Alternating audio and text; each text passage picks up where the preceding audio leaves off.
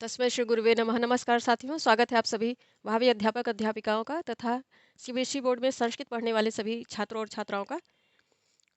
हम लोग व्याकरण विधि का अध्ययन कर रहे हैं जो कक्षा 9-10 में कंबाइंड व्याकरण है और इसका जो प्रकरण चल रहा है वह है प्रत्यय का। तो प्रत्यय के प्रकरण में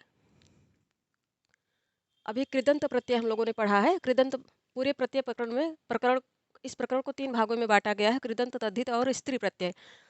तो अभी हम लोग कृदंत प्रकरण का अध्ययन कर रहे हैं और कृदंत में भी जो कृदंत धातुओं में लगकर अव्यय का निर्माण कर देते हैं उनका अध्ययन कर लिया है, और जो कृदंत प्रत्यय धातुओं में लगकर विशेषण का निर्माण करते हैं अब उनका अध्ययन हम लोग कर रहे हैं। तो इसी के अंतर्गत हम लोगों ने क्षत्रिय और शानच का अध्ययन कर लिया है।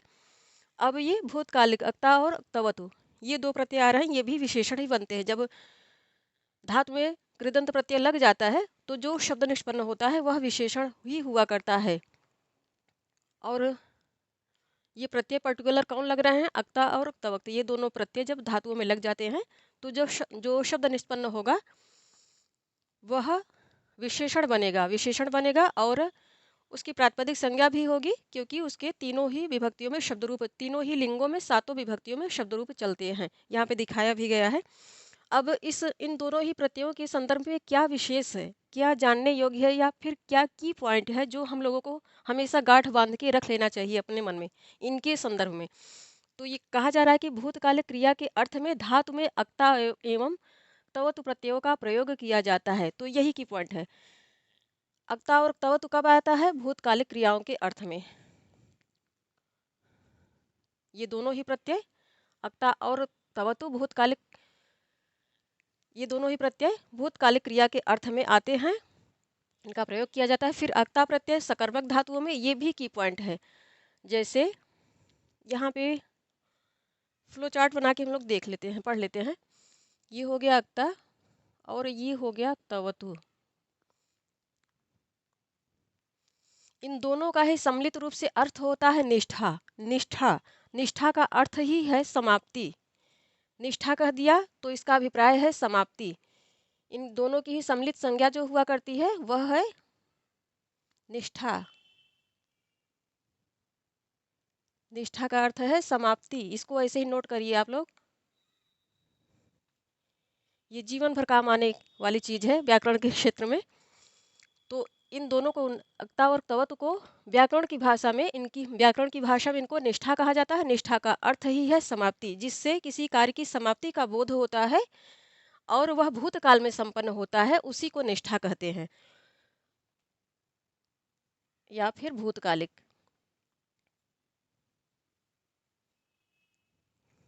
ये दोनों ही प्रत्यय जब लग जाते हैं धातुओं में तो कार्य की समाप्ति का बोध होगा, और वह भी किसमें? भूतकाल में कोई कार्य है जो पहले अब समाप्त हो चुका है। जैसे इंग्लिश में हम लोग कहते हैं perfect tense, present perfect tense, अब पास्ट परफेक्ट टेंस है तो आप इसको परफेक्ट टेंस कह सकते हैं, पास्ट परफेक्ट टेंस, या फिर पास्ट पार्टिसिपल भी आप बोल सकते हैं इसको। पास्ट यही ज़्यादा सूटेबल रहेगा, पास्ट पार्टिसिपल। तो अक्ता और सकर्मक धातुओं में अब और की पॉइंट पढ़ लेते हैं। अक्ता प्रत्यय सकर्मक धातुओं से कर्म अर्थ में और अकर्मक धातुओं से भाव अर्थ में। ये थोड़ा सा उलझा के यहाँ दे रहे हैं।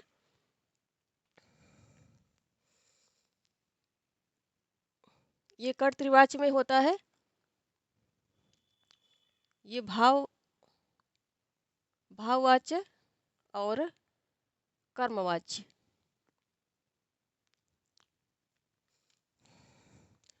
और अक्ता प्रत्यय कब कर्तृवाच्य में हो जाएगा? जब क्रिया या तो अकर्मक होगी या फिर गत्यर्थक होगी।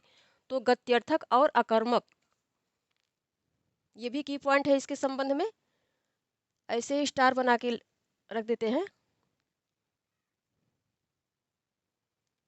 गत्यर्थक धातु और अकर्मक, इन दोनों ही धातुओं के संदर्भ में यह कर्तृवाच्य में भी आती है। कर्तृवाच्य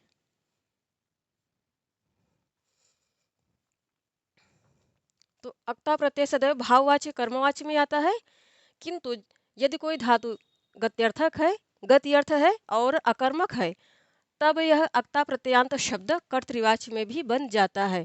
और तवतु प्रत्यय जो है वो कर्तृवाच्य में लगा करता है। यहाँ पे जो दे रहे हैं, अक्ता प्रत्यय सकर्मक धातुओं से कर्म अर्थ में, तो कर्मवाच्य तभी बना करता है जब कोई धातु सकर्मक हुआ करती है। सकर्मक कहने का अभिप्राय है कि उस कोई भी जो कर्म हो रहा है उस कर्म वहाँ कर्म होना, कोई भी जो कार्य हो रहा है वहाँ पे कर्म अवश्य विद्यमान होना चाहिए। कर्म नहीं होगा अर्थात क्या कर रहा है, जैसे कोई बालक पुस्तक पढ़ रहा है तो प्रश्न किया जाए कि बालक क्या कर रहा है, तो ये होगा कि पुस्तक पढ़ रहा है।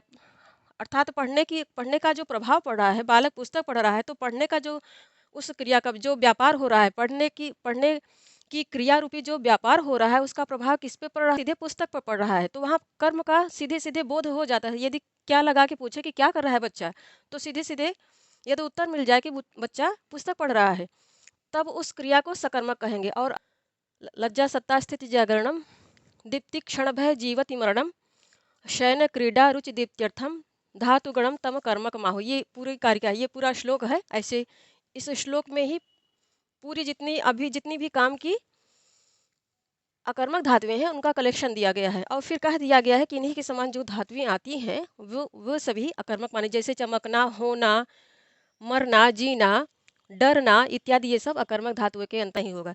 ऐसी धातुओं को ही अकर्मक कहा जाता है। तो अकर्मक और सकर्मक के विषय में एकदम क्लियर रहिए। जहाँ पर किसी से आप कोई प्रश्न आप करते हैं क्या करके, और जब पलट के जवाब मिल जाता है तब वो धातु वो समझ लीजिए कि वहाँ पे जो क्रिया आ रही है उसमें सकर्मकता है। और जब क्या करके प्रश्न करें, उत्तर नहीं मिले, जवाब नहीं मिले, तब समझ लीजिए कि वो अकर्मक है, क्रिया जो आ रही है उसके साथ अकर्मक है। तो यहाँ कह रहे हैं कि अक्ता प्रत्यय सकर्मक और कर्मवाच्य सदैव वहीं पे होगा जहाँ क्रिया सकर्मक हुआ करती है।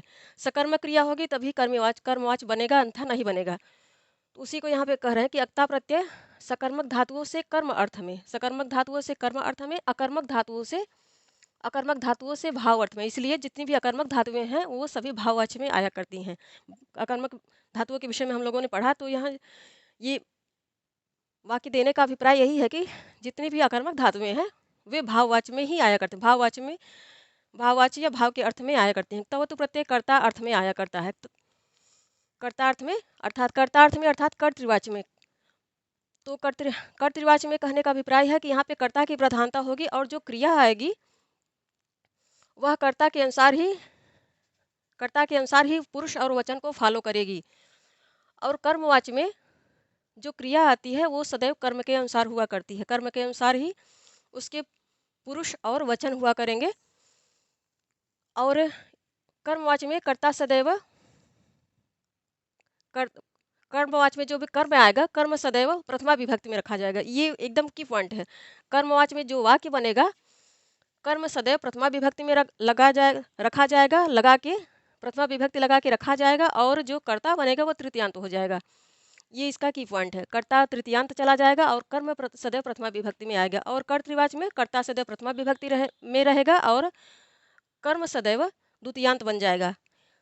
तो इसमें की पॉइंट है कि कर्ता प्रथमा विभक्ति में आएगा और कर्म द्वितीयांत रहेगा, द्वितीय विभक्ति में रहेगा। और कर्म में कर्ता सदैव तृतीया विभक्ति में जाएगा और कर्म सदैव प्रथमा विभक्ति में आएगा।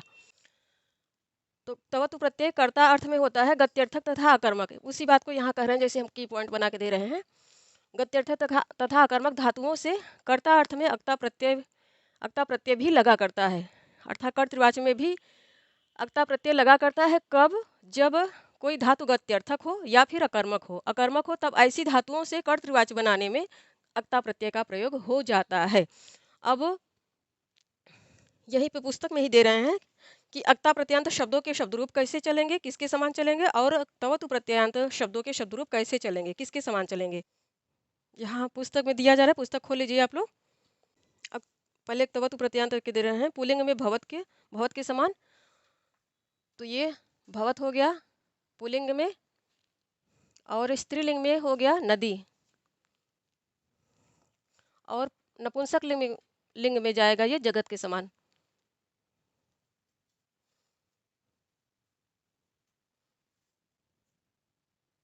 ये बना नपुंसक लिंग में, ये बना स्त्रीलिंग में। और अक्ता प्रत्ययांत शब्द रूप ये बहुत सरल है। राम रमा गृह, राम रमा गृह के समान अक्ता प्रत्यांत शब्दों के शब्द रूप चला करते हैं। सब स्टेप बाय स्टेप पुस्तक में भी यहाँ भी दिया जा रहा है इन प्रत्ययों के विषय में। तो एक की पॉइंट बनाने के लिए पहले ही बता दिया इन सब के विषय में। तो अक्ता प्रत्यय के विषय में यहाँ पे लिख देते हैं। अक्ता प्रत्यांत शब्दों के शब्द रूप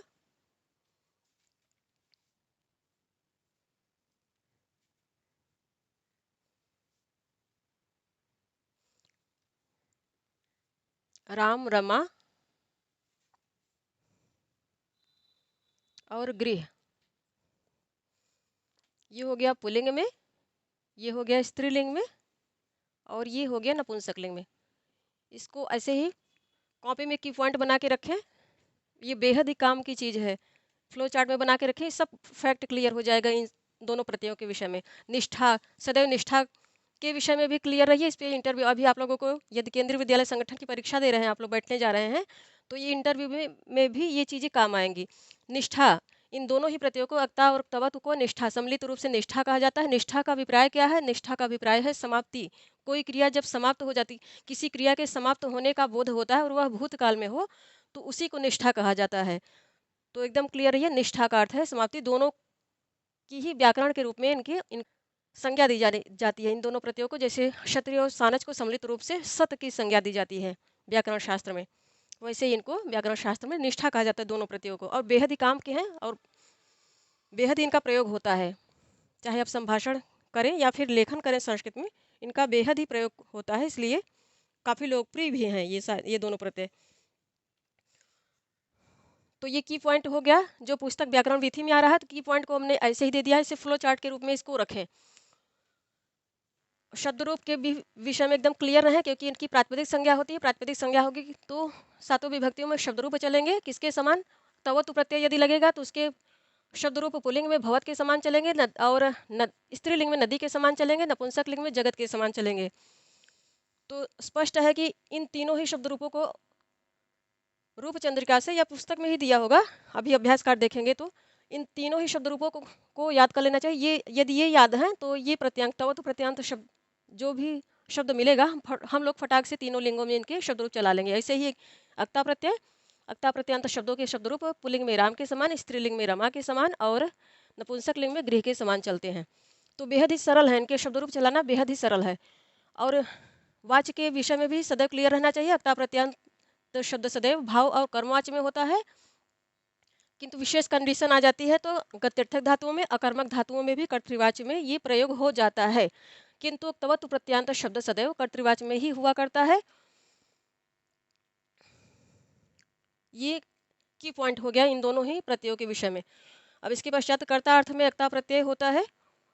हाँ, कब? गत्यर्थक तथा अकर्मक धातुओं में कर्ता अर्थ में अक्ता प्रत्यय भी होता है। अक्ता प्रत्यय के उदाहरण यहाँ पे दिया जा रहा है और ये तवतु प्रत्यय के उदाहरण है। तो कैसे इनको पहले जोड़ा जा रहा है इस स्ट्रक्चर को दिखा रहे हैं, फिर इन तीनों ही लिंगों में इनके प्रथमा विभक्ति एक वचन में, जैसे ये प्रथमा विभक्ति एक वचन हो गया पुल्लिंग में, ये प्रथमा विभक्ति एक वचन हो गया स्त्रीलिंग में, और ये प्रथमा विभक्ति एक वचन हो गया नपुंसक लिंग में। तो ये हो गया पुल्लिंग में और ये हो गया स्त्रीलिंग में, ये हो गया नपुंसक लिंग में। यहाँ भी ये पुल्लिंग में है, ये स्त्रीलिंग में और ये नपुंसक लिंग में है। अब इन्हें पढ़ लेते हैं। तो गम धातु है, गम धातु में अक्ता प्रत्यय लगा तो बना गता, पुल्लिंग में बना गतः, स्त्रीलिंग में बना गता और नपुंसक लिंग में बना गतम। अब इसके रमा के समान शब्द रूप चला लीजिए, रमा रमे रमा, गता गते गता, इस प्रकार। फिर क्री धातु है, क्री धातु में अक्ता प्रत्यय लगा तो पुल्लिंग में इसका शब्द रूप बना कृतः, स्त्रीलिंग में इसका शब्द रूप बना कृता और नपुंसक लिंग में इसका शब्द रूप बना कृतम। फिर श्रु धातु में अक्ता प्रत्यय लगा तो पुल्लिंग में इसका शब्द रूप बना श्रुतः, स्त्रीलिंग में बना श्रुता और नपुंसक लिंग में बना श्रुतम।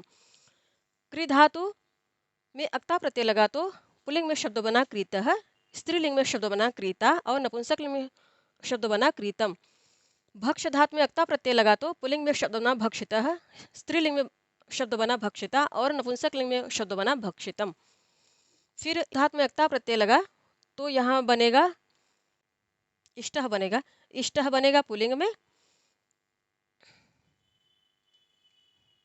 यहाँ पे सेव धातु है।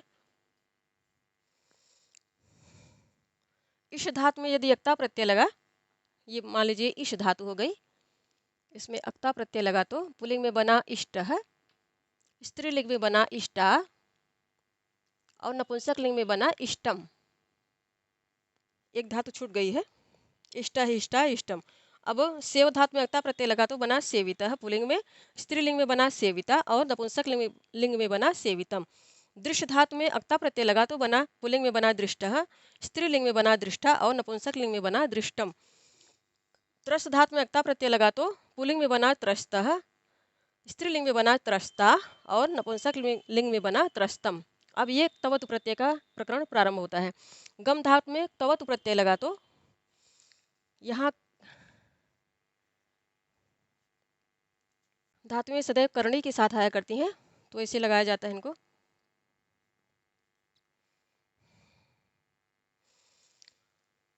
गम धातु में एक तवतु प्रत्यय लगा तो बना पुल्लिंग में गतवान, स्त्रीलिंग में बना गतवती और नपुंसक लिंग में बना गतवत।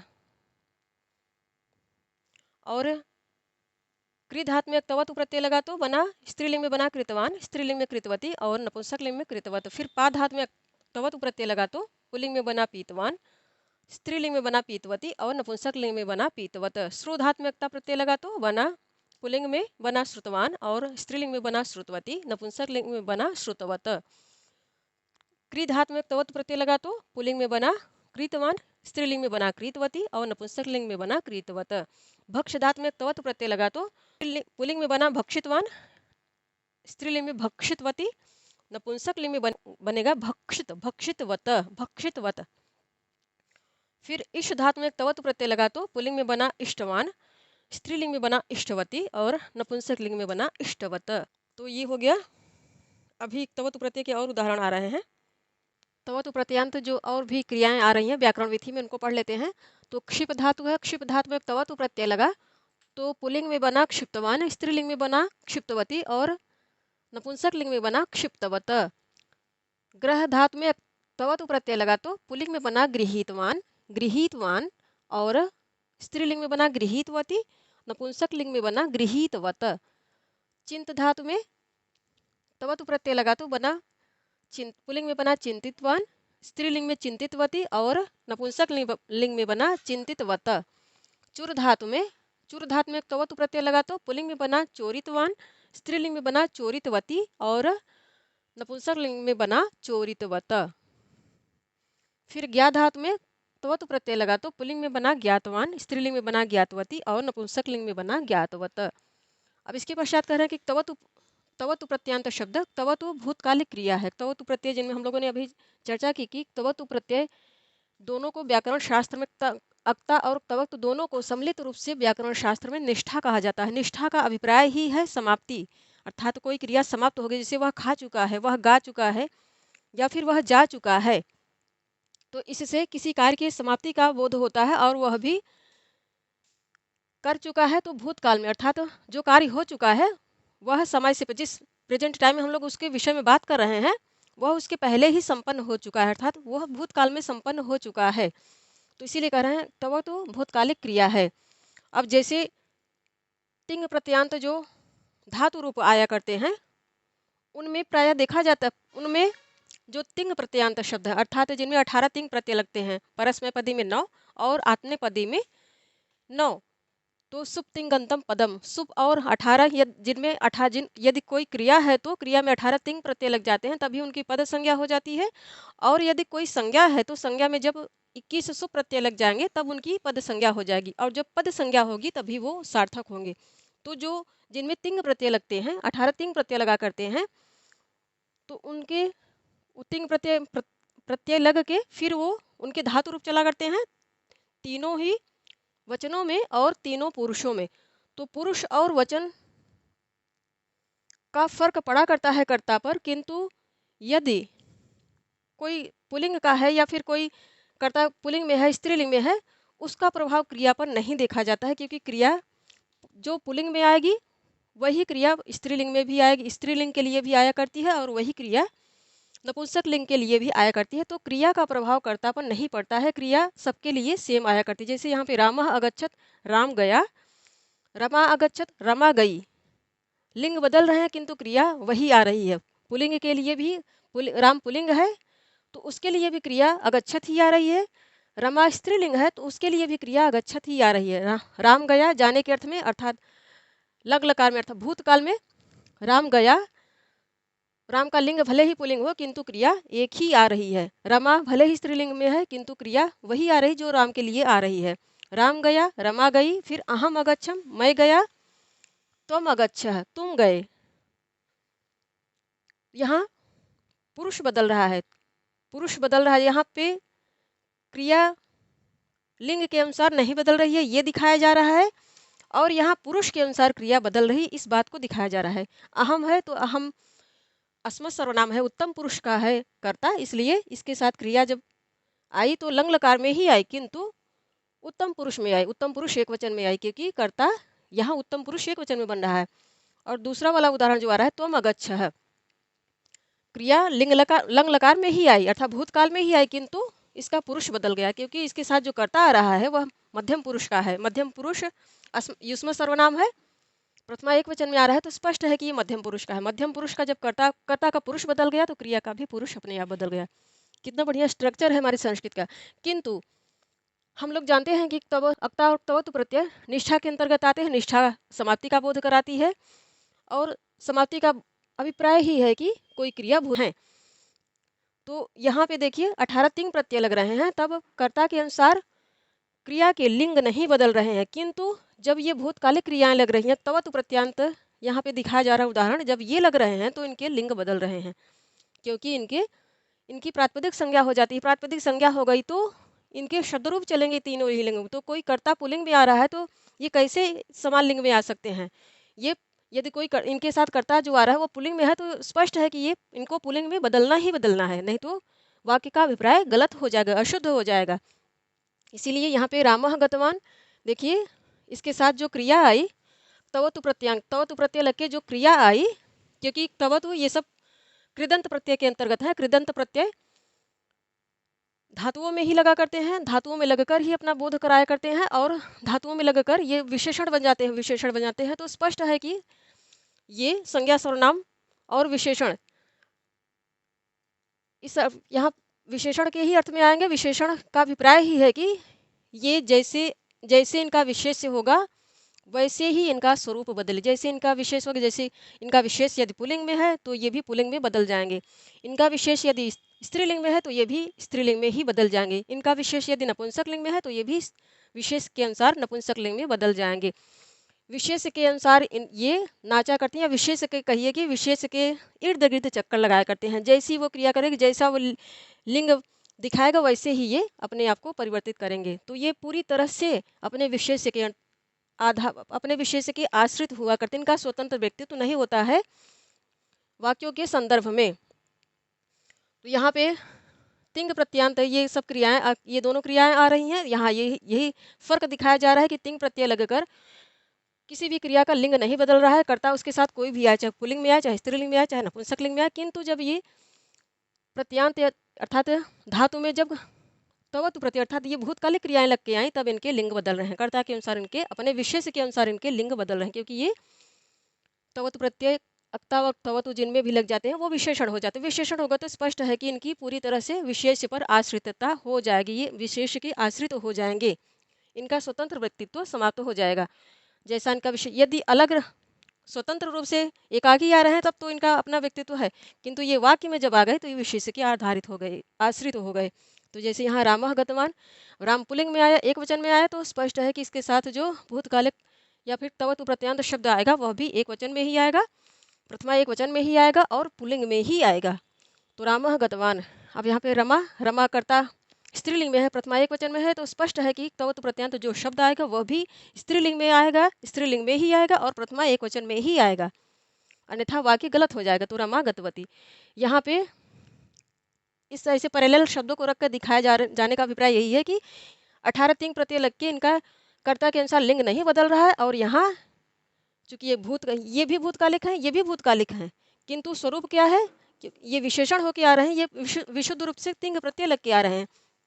तिंग प्रत्यय लग के आ रहे हैं, तो इनका जो परिवर्तन है वह इनके कर्ता के अनुसार नहीं हो रहा है, बल्कि कर्ता इनको फॉलो करता है। ये क्रियाओं को कर्ता फॉलो करता है, इनको ही देख के वो पलटता है, न कि ये अपना लिंग चेंज करते हैं। लिंग के संदर्भ में दिखाया जा रहा है। और चूंकि ये विशेषण होके आते हैं, इसलिए इनको अपने विशेष के अनुसार बदलना पड़ता है। विशेष इनका पुल्लिंग में है तो इनको भी पुल्लिंग के अनुसार आना पड़ता है। जो विशेष का लिंग और विभक्ति वचन होगा वही उसी अनुसार इनको भी अपने आप को परिवर्तित कर लेना होता है। अब यहाँ भी दिखा रहे हैं, जैसे यहाँ क्रिया क्या कर रही है, पुरुष के अनुसार अपने आप को ले आ रही है। या फिर कहिए कि कर्ता अपने अपने पुरुष के अनुसार क्रिया को चुन रहा है। किंतु यहाँ पे क्या हो रहा है, अहम गतवान अहम गत्व, यहाँ भी पुरुष का भी फर्क पड़ रहा है। यदि पुरुष उत्तम पुरुष में है, अहम गतवान गतवती, यहाँ पे पुरुष का गतवान गतवती। पुरुष चाहे चूंकि अस्मद और युष्मद सर्वनाम में पुल्लिंग और स्त्रीलिंग दोनों के लिए ही प्रयोग होता है, तो जब ये पुल्लिंग का बोध कराएगी, ये अस्मद सर्वनाम जब पुल्लिंग का बोध कराएगा तब भी ये क्रिया अपने आप को परिवर्तित करेगी। पुल्लिंग का बोध कराएगा तो ये पुल्लिंग के वचन और विभक्ति की लिंग के अनुसार आएगी, और स्त्रीलिंग का बोध कराएगा जब ये अस्मद सर्वनाम, तब भी यह उसी के अनुसार विभक्ति वचन और लिंग का बोध कराएगी, और उसी के अनुसार अपने आप को यहाँ स्वरूप धारण करके अपने आप को यहाँ पे उपस्थित कराएगी, दिखाएगी। यहाँ भी वैसे ही, यहाँ अस्मद सर्वनाम है, यहाँ इसमद सर्वनाम है, तो इसमद सर्वनाम यदि पुल्लिंग में होगा तो ये भी अपने आप को पुल्लिंग में परिवर्तित करेगी। जिस विभक्ति और लिंग में ये आएगा, वचन में आएगा, उसी अनुसार यह भी अपने विभक्ति वचन और लिंग को परिवर्तित करके यहाँ पे दिखाएगी। इन दोनों ही अर्थों में अर्थवान पुल्लिंग में स्त्रीलिंग में दिखाने का यही अभिप्राय है कि यहाँ चूंकि ये अस्मद सर्वनाम है, युष्मद सर्वनाम है, इनका विशुद्ध रूप से जब 18 तिंग प्रत्यय आते हैं तब ये भाव के अनुसार हिंदी में इनको ट्रांसलेट किया जाता है कि मैं गई, मैं गया, किंतु इनके लिए जो क्रिया आया करती है वो सेम ही आया करती है। हाँ, इनका यदि पुरुष बदलेगा तो पुरुष के अनुसार ये बदलेगी। यहाँ पुरुष के अनुसार बदल रही है, लिंग के अनुसार क्रिया अपने आप को तिंग प्रत्यान जो क्रियाएं आ रही हैं लिंग के अनुसार अपने आप को नहीं बदल रही हैं, पुरुष के अनुसार ये बदल रही हैं। कर्ता उत्तम पुरुष का है, अब चाहे वो पुल्लिंग में हो चाहे स्त्रीलिंग में, यहाँ उसका फर्क नहीं पड़ रहा है। पुल्लिंग स्त्रीलिंग का लिंग का फर्क नहीं पड़ रहा है, सिर्फ पुरुष का फर्क पड़ रहा है। पुरुष यदि उत्तम पुरुष में है तो क्रिया भी उत्तम पुरुष की आई, पुरुष यदि मध्यम पुरुष का है तो क्रिया भी मध्यम पुरुष की आई। सिर्फ पुरुष का फर्क पड़ रहा है, पुरुष के अनुसार ये अपने आप को परिवर्तित कर रही हैं, अन्यथा लिंग का इन पर कोई प्रभाव नहीं पड़ रहा है। यहाँ पर लिंग का प्रभाव पड़ रहा है। पुरुष का प्रभाव, जैसे पुरुष को लिंग का प्रभाव भी पड़ रहा है और पुरुष का भी प्रभाव पड़ रहा है, या उसी लिंग के कारण ही पुरुष का प्रभाव पड़ा है। यदि मैं कहने वाला पुल्लिंग है तो ये अपने आप को चेंज कर रही है पुल्लिंग के अनुसार। मैं कहने अपने आप को मैं कहकर कोई बोधित करा रहा है और वह स्त्रीलिंग में है तो इनका लिंग भी परिवर्तित हो रहा है। तो यहाँ लिंग के अनुसार ये परिवर्तित कर रहे हैं अपने आप को, यहाँ ये लिंग के अनुसार अपने आप को नहीं परिवर्तित कर रहे हैं तिंग प्रत्यांतर शब्द। हाँ, पुरुष के अनुसार इनका परिवर्तन हो रहा है। इसी फर्क को यहाँ इन चारों उदाहरणों में दिखाया गया है, तो इन पर भी इनके विषय में एकदम क्लियर रहना चाहिए हम लोगों को। अब इसके पश्चात तवोत प्रत्यांतर शब्द के रूप में कुछ की पॉइंट दे रहे हैं, जैसे इनके शब्द रूप चला के दिखाया जा रहा है। हम लोगों ने यहाँ पढ़ा है कि तवोत प्रत्यांत जितने भी शब्द होते हैं वो कर्तृवाच में इनकी जब बोला जाता है तो ये कर्तृवाच में हुआ करते हैं। कर्तृवाच में होने का अभिप्राय है कि कर्ता प्रथमा में रहेगा, प्रथमा विभक्ति में चलेगा, उसका स्वरूप जो आएगा वो प्रथमा विभक्ति में होकर आएगा, और उसमें कर्म भी आएगा। कर्ता प्रथमा विभक्ति में रहेगा, कर्म जो आएगा वो द्वितीयांत रहेगा, उसके अनुसार फिर बाकी चीज़ें वाक्य में आएंगी। तो उसी को यहाँ पे डिफाइन कर रहे हैं। और इनका जो शब्द रूप चलता है पुल्लिंग में बहुत के समान, स्त्रीलिंग में नदी के समान, और नपुंसक लिंग में जगत के समान। तो अभिप्राय यहाँ लिंग बदल रहा है, बाकी दोनों ही ये स्वरांत है। नदी स्त्रीलिंग का जो शब्द है नदी, ये स्वरांत है, और ये भवत तथा जगत ये दोनों ही तकारांत है, अर्थात व्यंजनांत हैं, व्यंजनांत संज्ञाएं हैं। तो इनका शब्द रूप यहाँ दिखाया जा रहा है। पुल्लिंग में, स्त्रीलिंग में, नपुंसक लिंग में प्रथमा एक वचन, प्रथमा दो वचन, प्रथमा बहुवचन। एक उदाहरण दिया जा रहा है, इसी के अनुसार हम लोगों को शब्द रूप चलाना है। इसी का संकेत यहाँ पे किया जा रहा है कि ऐसे ये दे दिया गया है, आप लोग अपना सातों विभक्तियों में इनके शब्द रूप चला लीजिए। तो जैसे गतवान गतवंतो गतवंतः, ये क्या है, पुल्लिंग में है, तो भगवत के अनुसार इसका शब्द रूप चलाएंगे, जैसे भवान भवंतो भवन्तः, भवान भवंतो भवन्तः। फिर द्वितीय में भवंतम भवंतो भवतः, और संबोधन में इसका शब्द रूप चलाएंगे तो बनेगा हे भवन हे भवंतो। यहाँ फर्क पड़ जाएगा, यहाँ गतवान है तो वहाँ भवान, जैसे हे भवान नहीं बनता है, हे गतवन बनेगा, हे गतवन हे गतवंतो, हे गतवन हे गतवंतो हे गतवंतः, इसका संबोधन में शब्द रूप चलेगा। फिर भवंतम भवंतो भवता द्वितीय में हो गया, भवान भवंतो भवन्तः, भवंतम भवंतो भवता भवता। तृतीया में भवता भवद्भ्याम भवद्भिः, भवते भवद्भ्याम भवद्भ्यः, भवता भवद्भ्याम भवद्भ्यः, भवतः भवतो भवताम, भवति भवतो भवत्सु। ये हो गया सातों विभक्तियों में। अब इसका भी शब्द रूप चला के देख लेते हैं। इसका तो बेहद आसान है, नदी की तरह जैसे शब्द रूप चला करता है वैसे ही इसको चला सकते हैं हम लोग। गतवती गतवती गतवत्यो गतवत्यः, गतवतीम गतवत्यो गतवती, गतवत्या गतवतीभ्याम गतवतीभिः। नदी भी जैसे चलता है, गतवत्यै नद्यै नद्यै, गतवत्यै गतवतीभ्याम गतवतीभ्यः, गतवत्याः गतवतीभ्याम गतवतीभ्यः, गतवत्याः गतवत्योः गतवतीनां, गतवत्यां गतवत्योः गतवतीषु नदीषु। उसी प्रकार यहाँ पर गतवत गतवती गतवंती, जगत जगती जगंती, जगत जगती जगंती, गतवत गतवती गतवंती, गतवत गतवती गतवंती। अब इसका संबोधन में जो शब्द रूप बनेगा वो बनेगा हे गतवत हे गतवती हे गतवंती। शब्द रूप जो संबोधन में शब्द रूप आएगा सेम यही आएगा, बस उसके साथ हे लगा देंगे, हे गतवत हे गतवती हे गतवंती। यहाँ पे फर्क पड़ता है, यहाँ संबोधन में फर्क पड़ता है। जैसे यहाँ पे ये गतवान है तो ये इसमें जो पाई आ रही है इसको ह्रस्व वकार कर देंगे, हे गतवन कर देंगे, हे गतवन हे गतवंतो हे गतवंतः। तो इस प्रकार इनके शब्द रूप चलाएंगे। अब यहाँ पे उदाहरण दिया जा रहा है, पुल्लिंग में एक वचन में और पुल्लिंग में दो वचन में, स्त्रीलिंग एक वचन में स्त्रीलिंग दो वचन में, और बाला गतवंतः बालिका गतवत्य मित्रम गतवत।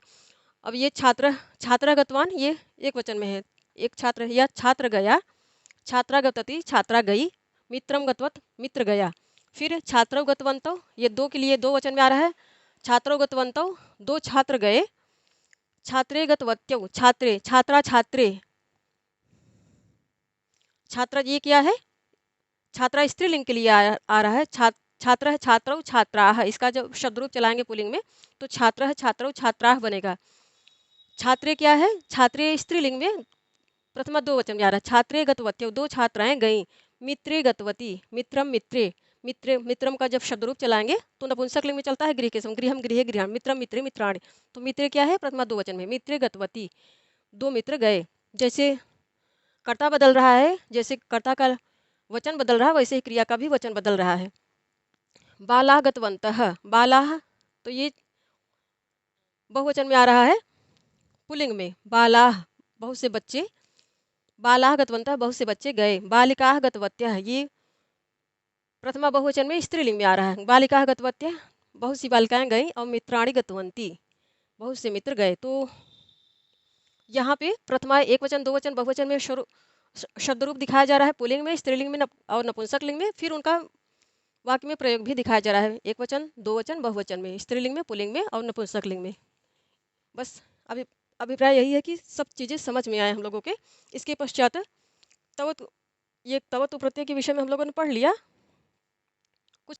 अब अक्ता प्रत्यय के संबंध में जो बेहद ही यूजफुल और नॉलेजफुल चीज़ें आ रही हैं या फिर जो जानने योग्य बातें आ रही हैं उनको पढ़ लेते हैं हम लोग, और उनको याद भी करना है, नोट भी करना है ऐसे ही, ताकि अक्ता प्रत्यय के विषय में, जैसे अक्तवतु प्रत्यय के विषय में हम लोगों ने पढ़ा, वैसे ही अक्ता प्रत्यय के विषय में भी सारे जो नियम आ रहे हैं वो सारे फैक्ट सब क्लियर हो जाएं और कभी भी इनके संदर्भ में कोई कन्फ्यूजन न हो, अक्ता प्रत्यय की प्रक्रिया के संबंध में कोई कन्फ्यूजन न हो दिमाग में।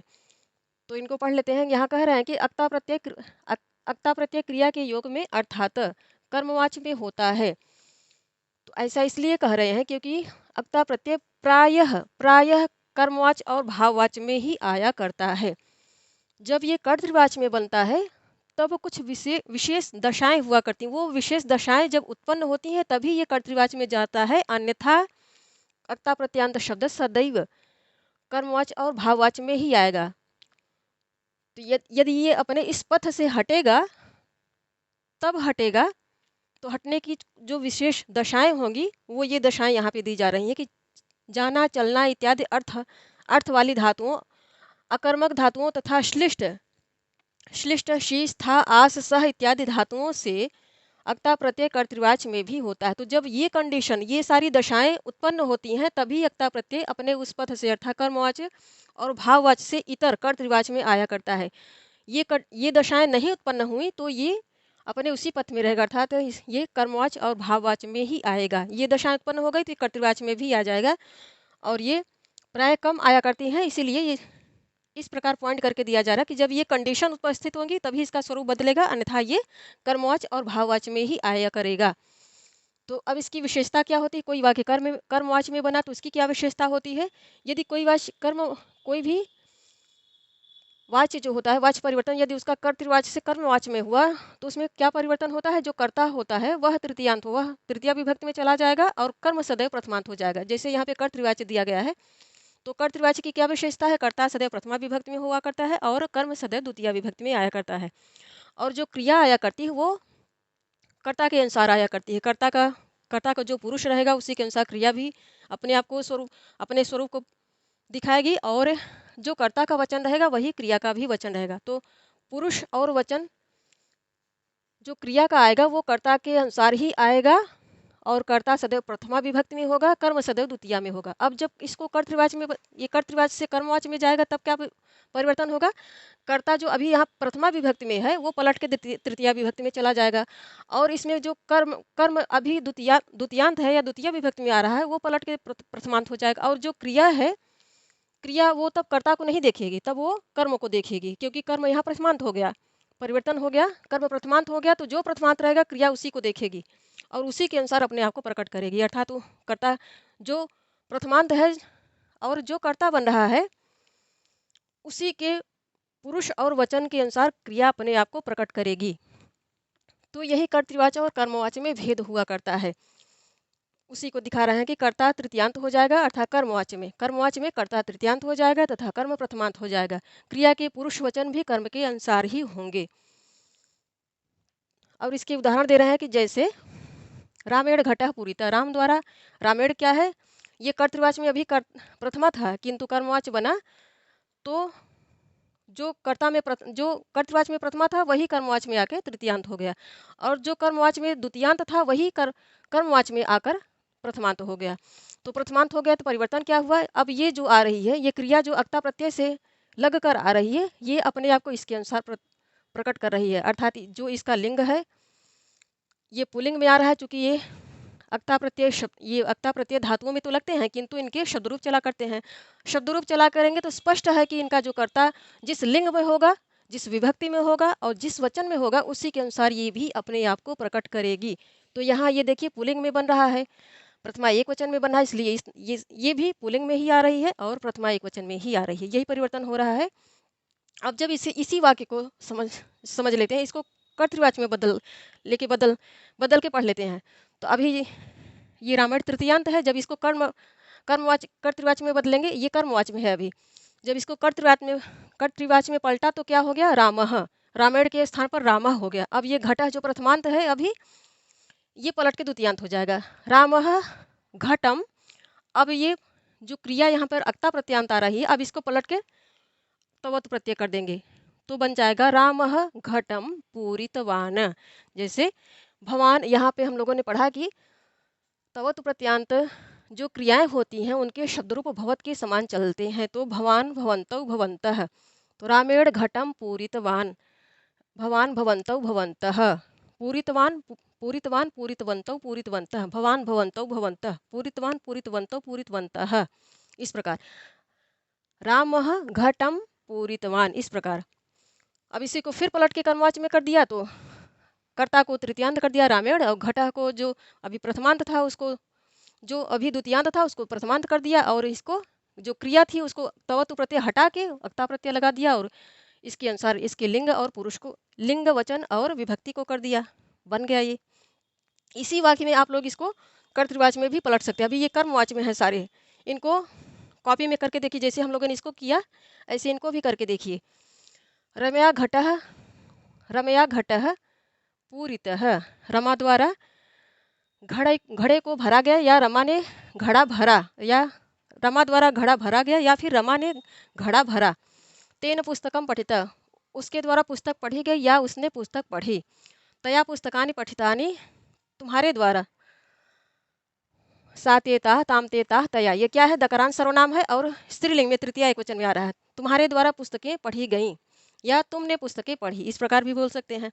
मित्रेण भोजनम कृतम, मित्र द्वारा, मित्रण क्या है, नपुंसक लिंग में शब्द है, तृतीया एकवचन बना है। मित्रेण भोजनम कृतः, भोजनम यहाँ पे इसको द्वितीयांत कभी मत समझिए।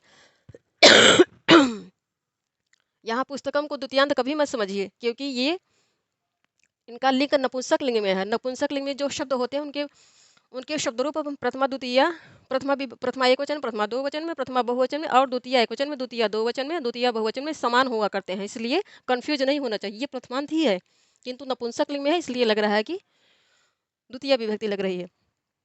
तो यहाँ भी प्रथमा ही है, यहाँ भी प्रथमा ही है। प्रथमा बहुवचन है यहाँ पे नपुंसक लिंग में, यहाँ भी प्रथमा बहुवचन है नपुंसक लिंग में। तुम्हारे द्वारा पुस्तकें पढ़ी गई या तुमने पुस्तकें पढ़ी। मित्रण भोजनम कृतम, मित्र ने भोजन किया या फिर मित्र द्वारा भोजन किया गया। छात्र कथा पठिता, छात्रों द्वारा कथा पढ़ी गई या छात्रों ने कथा पढ़ी।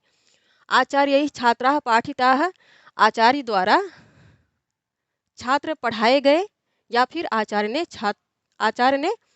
छात्रों को पढ़ाया। आचार्य द्वारा छात्र पढ़ाए गए या फिर आचार्य ने छात्रों को पढ़ाया। तो इसके विषय में हम लोगों ने पढ़ लिया कि अक्ता प्रत्यय प्रायः कर्मवाच्य और भाववाच्य में ही आया करता है, किंतु ये दशाएं उत्पन्न हो गई तब ये कर्तृवाच्य में भी आ सकता है। जाना, चलना इत्यादि हम लोगों ने पढ़ा कि जो कर्मक धातुएं होती हैं उनको एक श्लोक के रूप में ही दिया गया है पुस्तक में। जाना, चलना इत्यादि अर्थ वाली धातुओं, अकर्मक धातुओं तथा श्लिष्ट, शी, स्था, आस, सह इत्यादि धातुओं से अक्ता प्रत्यय कर्तृवाच्य में भी होता है। ये दशाएं उत्पन्न होगी तब, अर्थात इन धातुओं का वाक्य में अकर्मक प्रयोग, इन धातुओं का वाक्य में अकर्मक प्रयोग होने पर अक्ता प्रत्यय का प्रयोग होते हुए भी कर्ता में प्रथमा विभक्ति आएगी और कर्ता में प्रथमा विभक्ति आएगी और कर्म में द्वितीय आएगी। जैसे तेन गतम, उसके द्वारा जाया गया। तेन सुप्तम, उसके द्वारा सोया गया। अब इसी को पलट दिया, प्रथमांत कर दिया, तब वह सह गता, वह गया। सह सुप्ता, वह सोया, इस प्रकार कहेंगे। सह ग्रामम प्राप्त, वह गांव को पहुंचा। सह गृहम गता, वह घर को पहुंचा, वह घर को गया। सह वृक्षम आरूढ़, वह वृक्ष पर चढ़ा। हरि वैकुंठम अधितिष्ठति, सह वृक्षम आरूढ़, यहाँ वृक्ष द्वितीयांत बना है क्योंकि कर्ता प्रथमांत है। वह वृक्ष, चूंकि ये वृक्ष पर चढ़ा आधार के रूप में आ रहा है, इसलिए विभक्ति द्वितीय ही लग रही है, किंतु ये आधार है, इसको आधार के रूप में लेंगे। सह वृक्षम आरूढ़, वह वृक्ष पर चढ़ा, तो ये सप्तम यंत है यहाँ। और हरि वैकुंठम अधितिष्ठत, यहाँ जो अकर्मक धातुएं होती हैं, वो अकथितम च सूत्र के अंतर्गत हम लोगों ने पढ़ा है। अकथितम च, जब वहाँ पे जो मुख्य विभक्ति होती है उसकी अविवक्षा हो जाती है, तब वहाँ पे द्वितीय विभक्ति आ जाती है, अर्थात कर्म संज्ञा हो जाती है। तो हरि वैकुंठम अधितिष्ठत, हरि वैकुंठ में सोते हैं, यहाँ अधिकरण अर्थात जो आधार है उसकी अविवक्षा हो गई। उसकी अविवक्षा हो गई तो कर्म की विवक्षा हो गई, इसलिए इसमें द्वितीय विभक्ति आ रही है।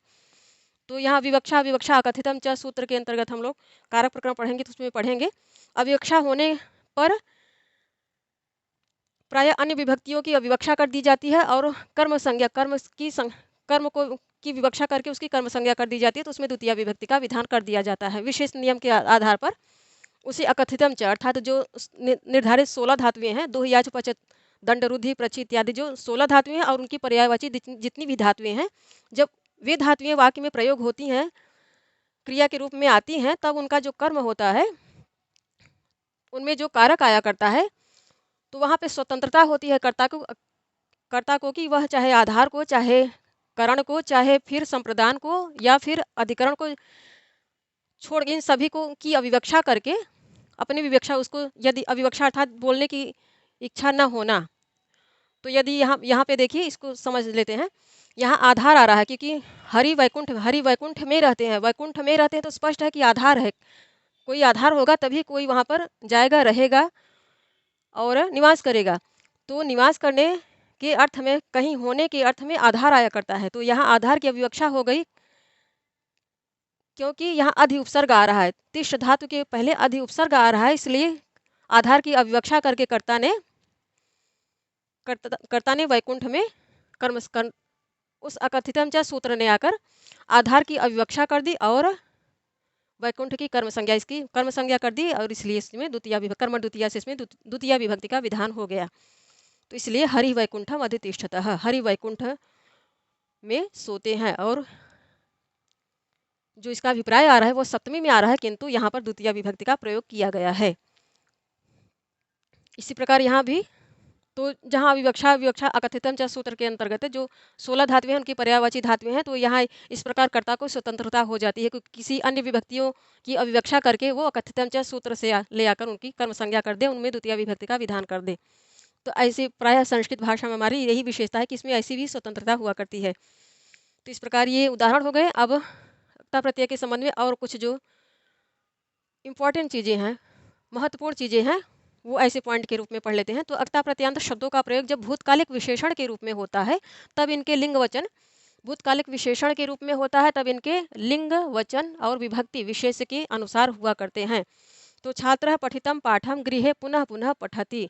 छात्र क्या है? छात्र प्रथमांत है तो कर्ता कारक हो गया, ये कर्ता हो गया। पठितम पाठम ये विशेष्य हो गया और ये विशेषण हो गया। तो पठित पाठम, पाठम इसीलिए ये विशेष्य है वाक्य में, तो इसी के अनुसार विशेषण का जो अब ये अक्ता प्रत्यय जिन में भी लगा करता, वो विशेषण जब बनेगा, विशेषण का जब कार्य करेगा तब अपने विशेष को पूरी तरह से फॉलो करेगा, उसके आधार पर ही अपने आप को अभिव्यक्त करेगा। वो यहाँ पे कोई स्वतंत्रता नहीं होती है इन प्रत्यांत, इन चाहे अक्ता हो चाहे अक्तवत हो। ये हम लोगों ने पढ़ा कि ये कृदंत प्रत्यय के अंतर्गत है, विशेषण का कार्य करते हैं। जब विशेषण का कार्य करते हैं अर्थात क्रिया से जुड़कर ये विशेषण बन जाते हैं, तब इनकी यह स्वतंत्रता हो जाती है कि इनको अपने आप को विशेष के अनुसार ही परिवर्तित करना होता है। विशेष का जो लिंग होगा उसी के अनुसार इनको भी अपना लिंग परिवर्तित करना पड़ेगा। विशेष का जो वचन होगा उसी के अनुसार इनको भी अपने आप को बदलना पड़ेगा। विशेष की जो विभक्ति होगी उस विभक्ति के अनुसार ही इनको भी अपना स्वरूप दिखाना होगा। इसलिए यहाँ पर इनकी स्वतंत्रता समाप्त हो जाती है, या चाहे वो तवत हो या फिर अक्ता प्रत्यय हो, जब ये विशेषण का कार्य करेंगे तो छात्र पठितम पाठम गृहे पुनः पुनः पठति। छात्र ने पढ़े हुए, पाठम क्या है, हम लोगों ने पढ़ा कि अक्ता प्रत्यय जिनमें भी लगा करते हैं उनमें उनके शब्दरूप रामा और गृह के अनुसार चलते हैं। तो रामः रामौ रामाः रामम रामम, ये द्वितीय स्पष्ट है कि द्वितीय में बन रहा है, क्योंकि पाठम जो विशेष है ये भी द्वितीय विभक्ति एक वचन में बन रहा है। तो जैसा इसका विशेष होगा उसी के अनुसार इसको भी आना है। तो रामः पठितम पाठम, राम पढ़े हुए पढ़े गए पाठ को घर में फिर राम ने, यहाँ पे राम ने कहेंगे, राम ने लगाएंगे क्योंकि कर्ता कारक ये करता है। राम ने पढ़े हुए पाठ को घर में फिर पढ़ा, इसका अभिप्राय होगा। छात्र कक्षायाम पठितान पाठान, ये क्या है? छात्र कर्ता कारक हो गया, कक्षायाम क्या हो गया? आधार हो गया। कक्षायाम कक्षा में, तो रमा रमे रमा, रमाम रमे रमा, जब इसका शब्दरूप चलाएंगे तो सप्तमी एक वचन में यही बनेगा, रमायाम कक्षायाम। ये सप्तमी एक वचन में, आकारांत स्त्रीलिंग में है, सप्तमी एक वचन में है, और ये प्रथमांत है पुल्लिंग में है। पठितान पाठान क्या है? पाठान यहाँ पे पुल्लिंग में चल रहा है और द्वितीय बहुवचन में बन रहा है। तो पठितान स्पष्ट है कि जो विशेष्य है वो द्वितीय पुल्लिंग में द्वितीय बहुवचन में आ रहा है, तो इसके साथ जो विशेष्य अक्ता प्रत्यय जो लगकर क्रिया आएगी वह भी पुल्लिंग में द्वितीय बहुवचन में ही आएगी। तो छात्र कक्षायाम पठितान पाठान गृहे स्मरति, छात्र ने कक्षा में पढ़े गए पाठ को घर में याद किया। फिर बालः पठिताम हास्य कथाम, कथा क्या है? आकारांत स्त्रीलिंग का शब्द है, जब इसका शब्दरूप चलाएंगे तो रमा रमे रमाह रमाम रमाम रमाम रमे रमाह, इस प्रकार शब्दरूप बनेगा। तो ये स्पष्ट है कि आकारांत स्त्रीलिंग का शब्द है, द्वितीय एक वचन में बन रहा है। तो उसी के अनुसार अब इसको भी स्त्रीलिंग में अक्ता प्रत्यंत जो धातु आएगी वह उसको भी स्त्रीलिंग में ही आना है और द्वितीय एकवचन में ही आना है। तो बालः पठिताम हास्य कथां स्मृत्वा हसति। बच्चे बच्चा बच्चे ने या फिर बालक बालक ने पढ़ी हुई हास्य कथा को याद करके हंसा। चूंकि ये भूतकालिक है।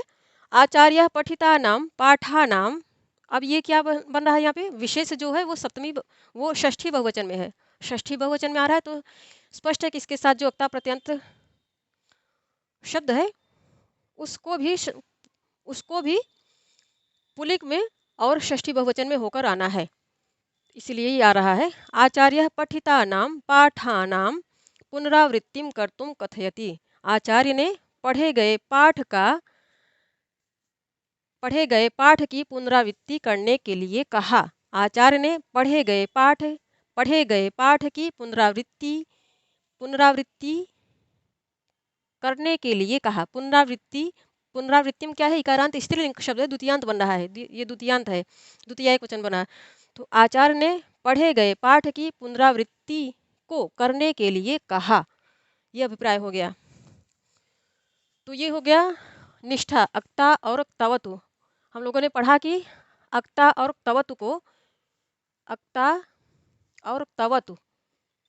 को सम्मिलित रूप से व्याकरण शास्त्र में निष्ठा कहा जाता है। निष्ठा का अभिप्राय क्या है, समाप्ति। और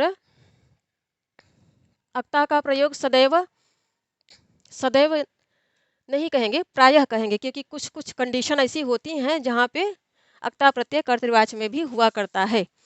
तो यह प्रायः ऐसे कहेंगे, प्रायः कर्मवाच्य और भाववाच्य में आता है और यह कर्तृवाच्य में आता है। ये हो गया। अब इनके शब्द रूप, अक्ता प्रत्यय के शब्द रूप जो है राम रमा गृह, राम रमा गृह के अनुसार चलेंगे, राम रमा गृह। और इनके पुल्लिंग, इनके शब्द रूप पुल्लिंग में किसके समान चलेंगे, जगत, स्त्रीलिंग में नदी, और पुल्लिंग में भवत चलेंगे, पुल्लिंग में भवत, स्त्रीलिंग में नदी, और नपुंसक लिंग में जगत। ये हो गया, यही की पॉइंट है। अब